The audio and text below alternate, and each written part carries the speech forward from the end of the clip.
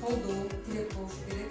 Чоңакта жана атын эмеде. Эгер куруктагы балдар жаман болсо, ага жаман жагына алып кетишет. Балага жакшы нерсе камкоруу, жакшы тarbiyani берип, андан кийин мектепке чейин дагы ата эне балага Менин балам бактылуу, акылдуу, иймандуу, сактылуу болду. Караганда.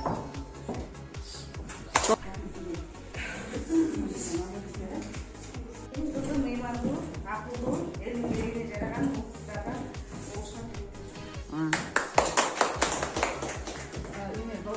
ошо плей тараганын жазып калбай кээде окуйт. Келечеги кең, акылдуу, ыймандуу, бактылуу, мээримдүү, катына затын жарашкан урматтуу менен.